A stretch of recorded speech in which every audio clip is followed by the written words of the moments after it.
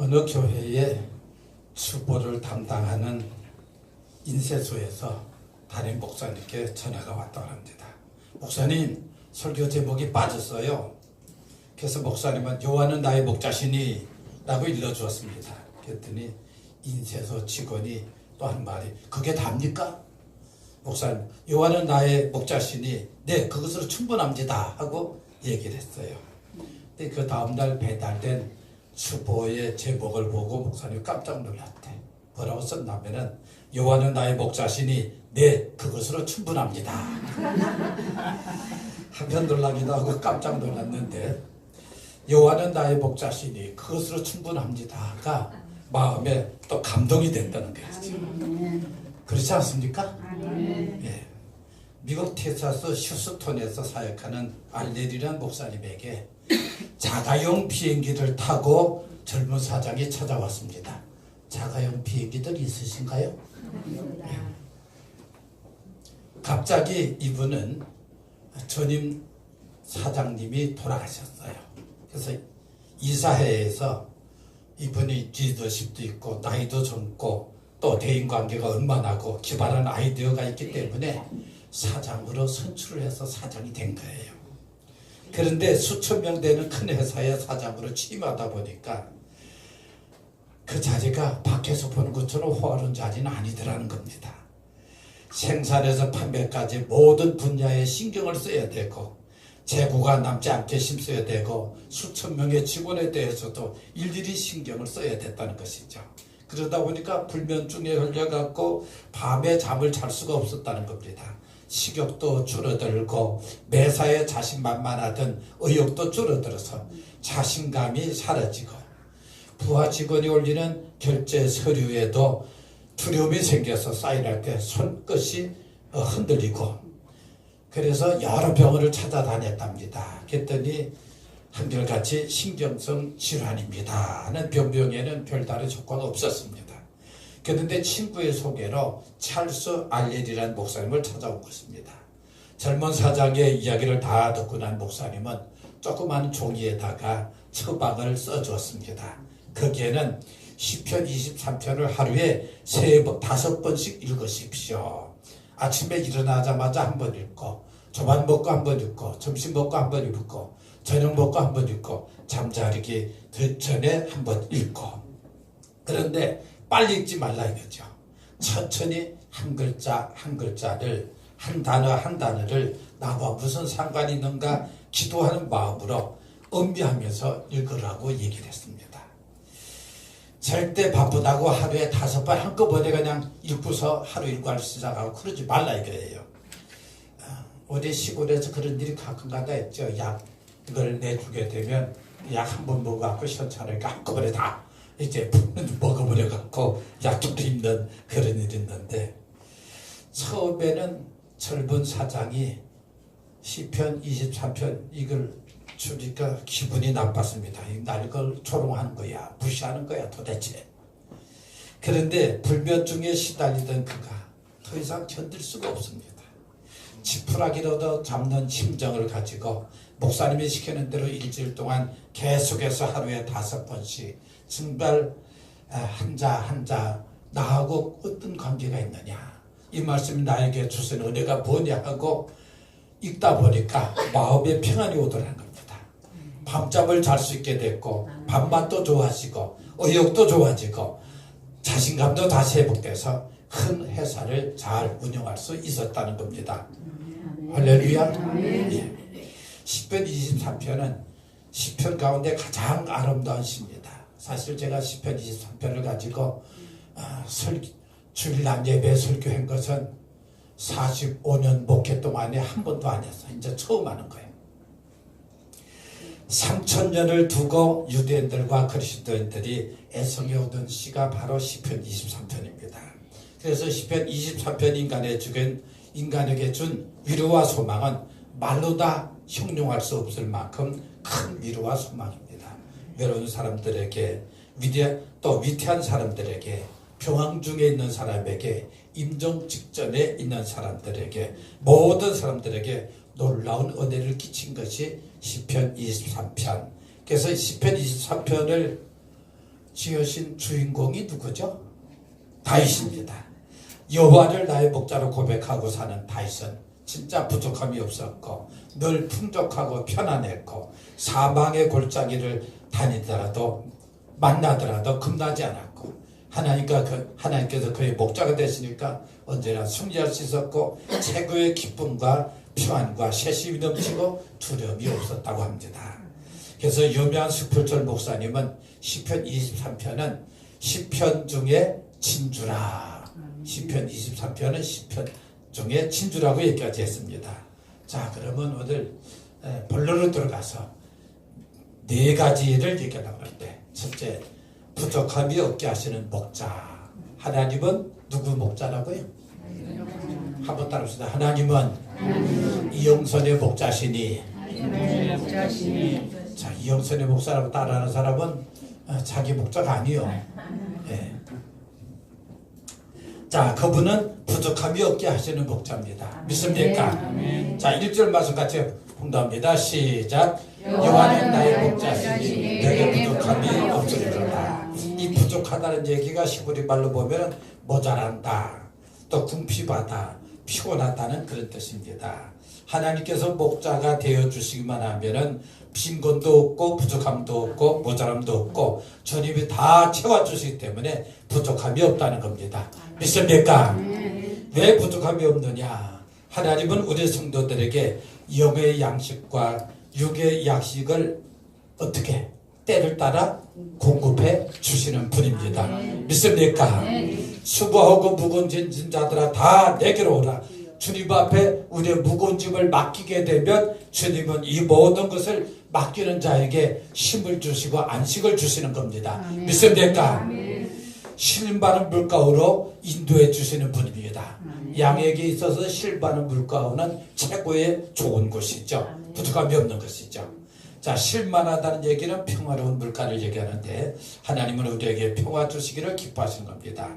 근데 양들이요, 누워서 잠을 자죠. 그런데 언제 잠을 못 자는가 하면 양에게 겁이 많을 때는 잠을 못 잔답니다. 그 문제가 해결돼야 돼요. 또 다툼이 있을 때 또 잠을 못 잔대요. 양들끼리 또 서로 싸운대요. 그러다가 다툼이 있을 때는 잠을 못 자고, 또 하나는 파지가 와서 자꾸 괴롭게 한다든지 피부병이 생기고 그러면 양이 잠을 못 잔답니다. 또 하나는 배부르게 먹지 못하면 배가 고프면 잠을 못 자는 것이 양의 습성이라고 합니다. 자, 그런데 하나님은 이스라엘 백성들을요, 광야에서 40년 동안 이끌었어요. 부족함이 있었어요? 없었어요? 부족함이 없었습니다. 시편 34편 9절부터 10절 보시겠습니다. 시작. 너의 성도들아 여호와를 경외하라. 그를 경외하는 자에게는 부족함이 없도다. 젊은 사자는 궁핍하여 줄일지라도 여호와를 찾는 자는 모든 좋은 곳에 부족함이 없으리로다. 아멘. 하나님을 찾는 사람에게는 목자가 되어 주셔서 부족함이 없다는 말씀이 두 번이나 나오고 있습니다.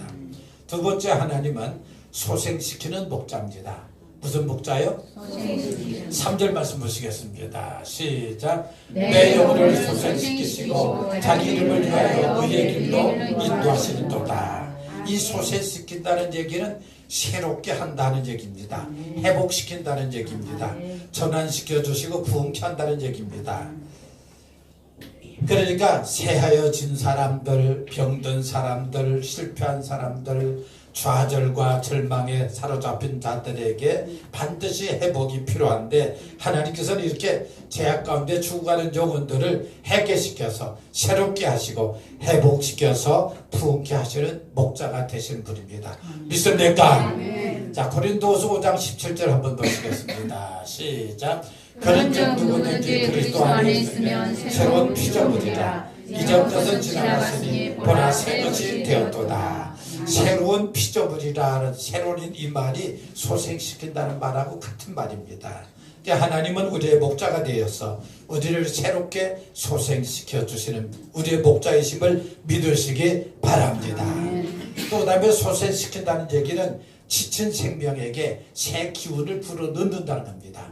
삶에 지치고 모든 일 사건에 지치고 힘든 사람들에게 다시 한번 새 기운을 불어넣어 주시는 것, 소생시키는 겁니다.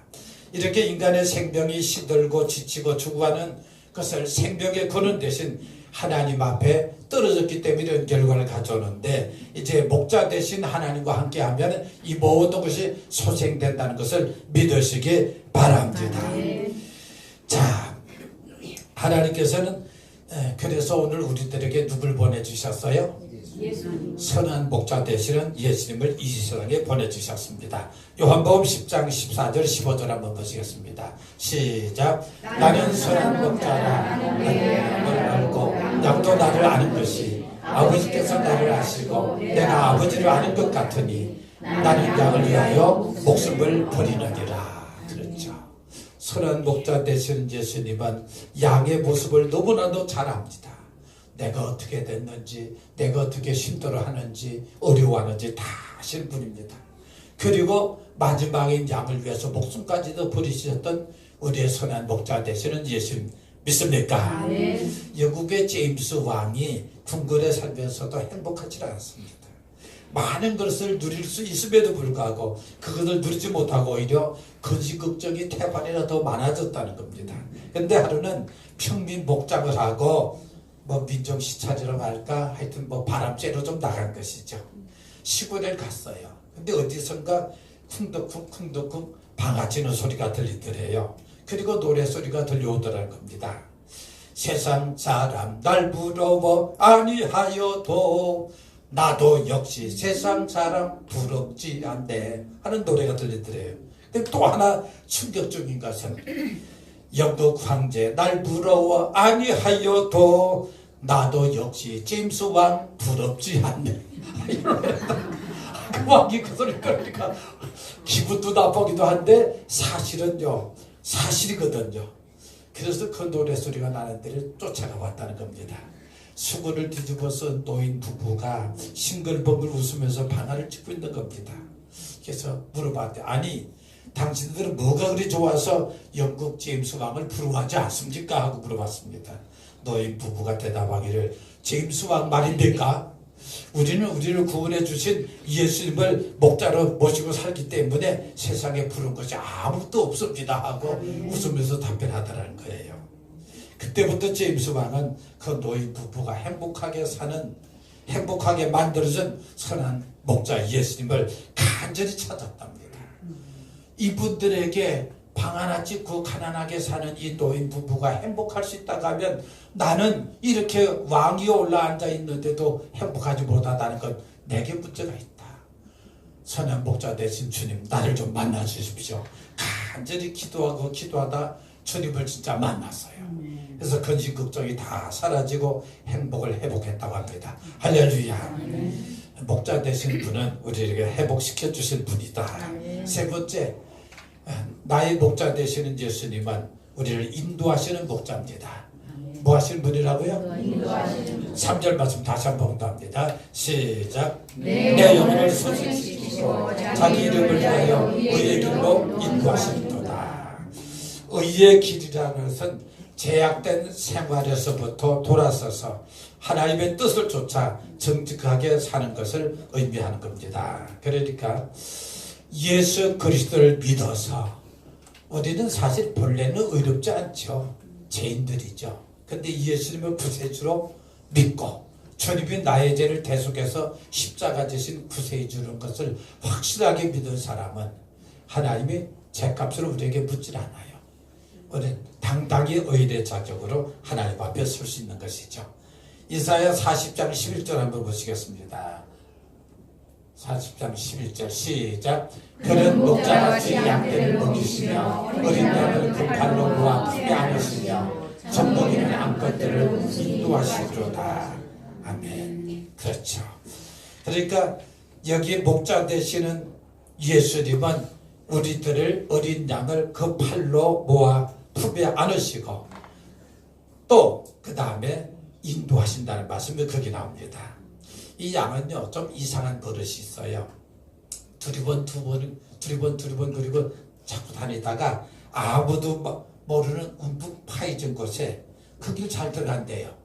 그게 들어가면은 지 혼자 나오지도 못하고 그런데도 거길 뛰어 들어간대요. 뛰어 들어가고 혼자 뒤집혀져 갖고 꼼짝을 못하는 것이 양이랍니다.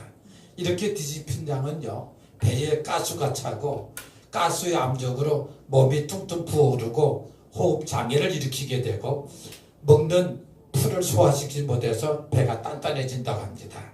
이렇게 뒤집힌 상태로 그냥 두게 되면 더운 날에는 30분 이내에 죽고 만답니다. 그래서 이렇게 뒤집힌 양은 절대로 혼자 일어나지 못합니다.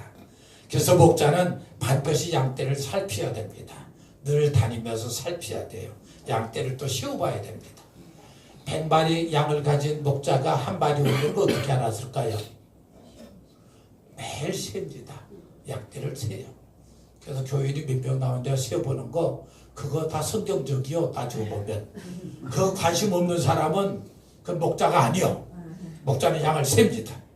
앞장서서 양들을 꼭 인도합니다. 그래서 뒤에서 때려보는 게 아니고 앞장서서 인도하는 게 목자예요. 자, 목자 대신 하나님께서는 뒤에서 우리를 몰고 가는 것이 아니고 언제든지 앞장서서 우리를 인도해 주신다는 것을 믿으시길 바랍니다. 이스라엘 백성들이 출애굽을 해가지고 광야 40년 동안에 광야에 살 적에 낮에는 뭐가 인도했다고요? 구름 기둥이 인도했습니다. 밤에는 불기둥이. 그게 기둥이 둘이네. 기둥이 둘이요? 하나요. 본래는 하나입니다. 그 광야 땅에는 이제 여름에 햇빛이 비치게 되면요, 보통 40도 올라갑니다. 그러면 안 더워요, 더워요? 덥죠. 그렇기 때문에 구름 기둥으로 딱 거느려지게 만들어줘요. 그럼 시원합니다. 그래서 시원하게 해주고 밤에는 또 반대로다가 10도 이하로 내려갈 때도 있다는 거예요. 그럼 얼어 죽어요. 우리나라 사람들은 10도에 얼어 죽는다 그러면 말도 안 되는 소리 하지 말라 그러는데 거기 더운 지방에 사는 사람은요, 한 2, 3도만 가도 얼어 죽어요. 그렇기 때문에 불기둥이 되는 겁니다. 불기둥이 불기둥이다 더 따뜻하게 해줘서 온도가 딱 알맞게 해주는 겁니다. 할렐루야. 그러니까 목자 되시는 하나님께서는요, 이렇게 잘 인도하고 보호해 주시는 분이시죠. 40년 동안 목자 되신 하나님의 인도를 따라갔더니 홍해도 갈라졌고 요단강도 멈춰섰고 여리고 도성도 무너지는 역사가 일어났습니다. 할렐루야. 페니 크로스비, 이분은 유명한 분이죠. 크로스비. 이분은 시각장애인이에요. 어렸을 때 의사가 수술 잘못해갖고 시각장애가 됐습니다. 근데 이분이 찬송가를 작사를 많이 했습니다. 우리 천주교의 이분 작사가 한 20, 30가지가 돼요. 그 중에 유명한 찬송 434장. 나의 갈 길 다 가도록 예수 인도하시니 무슨 일을 만나든지 뭐예요? 그다음 만사형통하리로다. 아니, 앞을 볼 수 없는 시각장애인이 뭐가 만사형통이요 도대체? 예? 인간적인 면에서는 절대 만사형통할 수가 없는 겁니다. 그럼에도 불구하고 그들은 무슨 일을 만나든지 만사형통하리라고 고백하고 있습니다. 뭐예요? 그것은 바로 목자 되신 주님을 만났기 때문에 부족함이 없이 그를 채워주셨고, 지쳐서 쓰러질 때 새로운 용기를 불어넣어 주셨고, 환난을 만났을 때 위로해 주셨고, 쓰러졌을 때 붙들어 일으켜 주시니 만사형통하다고 고백할 수밖에 없는 겁니다. 할렐루야. 오늘 우리도 이런 고백이 우리의 고백이 되시기를 주님의 이름으로 축원합니다. 마지막으로 목자는 우리를 승리케 하시는 목자입니다. 뭐 하는 목자라고요?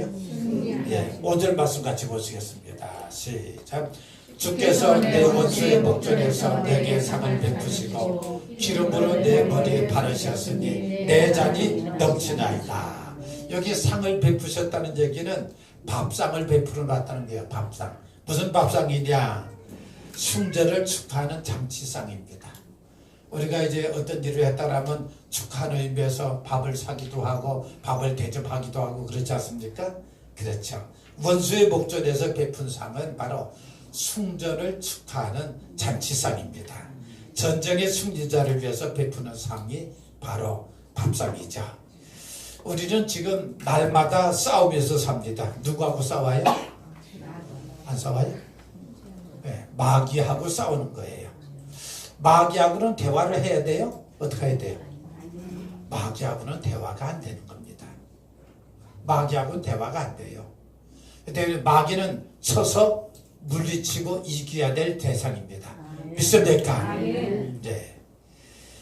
그래서 사탄 마귀와 싸워서 늘 승리해야 돼요.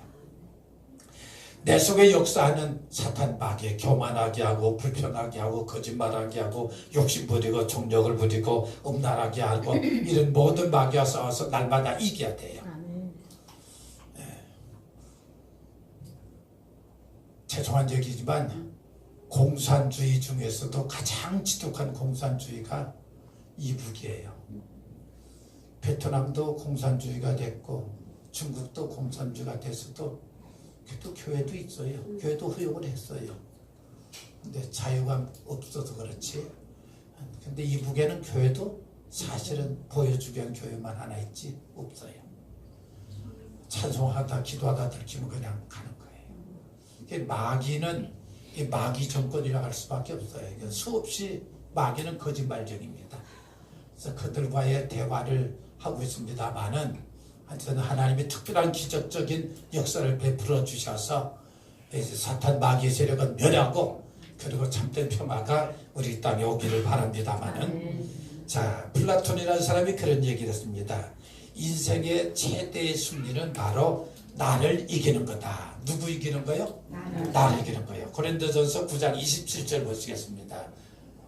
시작. 내가 내 몸을 쳐 복종하게 하면 내가 나락의 전방위에 자신이 도리어 버림이 당할까 두려워합니다.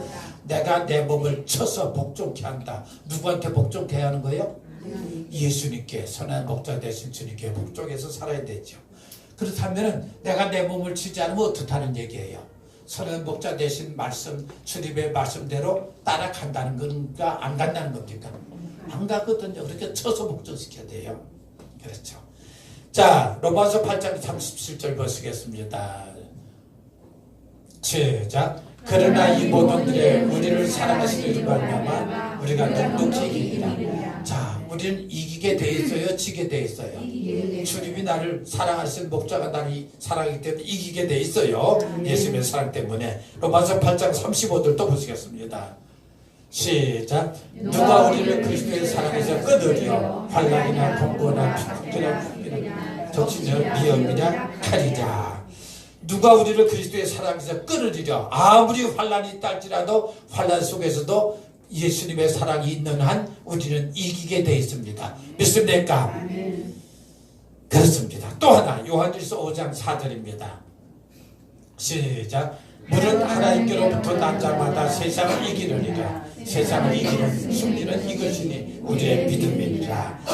오늘 목자 되신 예수님만 믿고 바로 따라가는 사람은 세상을 이기게 되는 겁니다. 믿습니까?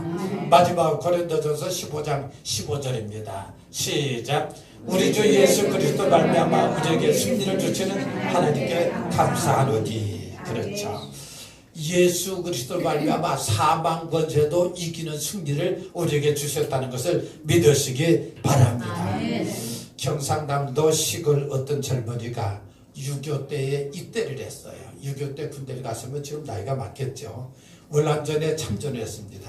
그리고 27살에 별을 달았어요. 대단히 빨리 출세했습니다. 전쟁 후에 어머니를 찾아가서 인사를 합니다. 그것도 혼자서 인사하는 게 아니고 그 지역의 경찰서장을 대동하고 어머니께 큰 절을 올리면서 인사를 했어요. 그때 어머니가 인사를 받으면서도 시큰둥하게 받는 거예요. 그러면서 하는 얘기가 그 별은 언젠가는 떨어질 똥별이다. 나는 내가 하늘의 별 달기를 원한다.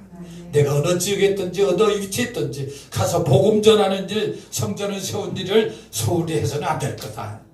그는 그때부터 하나님을 향한 신앙으로 사성장군이 됐습니다. 사성장군. 별이 몇 개요? 4개. 그리고 예편을 하고 국방부 장관이 됐습니다. 누군가 하면 김성은 장관입니다. 그는 가는 곳마다 복음을 전했고 군부대에서 수많은 예배당을 세웠습니다. 그가 전역한 다음에 하나님께서 주신 땅을 팔아서 교회를 세웠습니다. 그리고 예배당 사진을 찍어서 어머니를 찾아갔습니다. 어머니, 예배당을 지어서 하나님 앞에 봉헌했습니다. 그때 어머니가 눈물을 흘리면서 나는 내가 목사가 되기를 기도했지만 내가 목사는 되지 못했지만 이제야 내가 하늘의 별을 달았구나. 그 예배당을 통해서 무슬림들이 하늘의 별이 되어 오를 것이다. 이제 내가 땅에서 썩고 떨어질 별이 아니라 하늘의 별을 달았으니 너무너무 기쁘다고 얘기하더라는 겁니다. 김성원 장관, 나의 잔이 넘치나이다는 회고록을 통해서 목자 되신 하나님을 만나고 나니 영원히 빛나는 축복을 얻었다고 간증을 했습니다. 자, 오늘 말씀을 한번 정리해 보시겠습니다. 하나님의 나의 목자가 되셔서 첫째 어떻게 해요? 부족함이 없게 하시는 두 번째, 소생시키시는 목자, 세 번째, 인도하시는 목자, 네 번째, 승리하게 하시는 목자. 그렇습니다. 하나님이 나의 목자 되심을 믿으시기 바랍니다. 아멘. 다 같이 한번 복잡합시다. 하나님은 영선의 목자시다. 나의 목자시다. 아멘. 나의 목자. 다시 하나님은 영선의 목자시다. 나의 목자시다. 네. 자기 이름도 한번 해봐요. 한번 다시 한번. 하나님은 영선의 목자시다. 나의 목자시다. 믿습니까? 아멘. 자, 한번 기도하시겠습니다.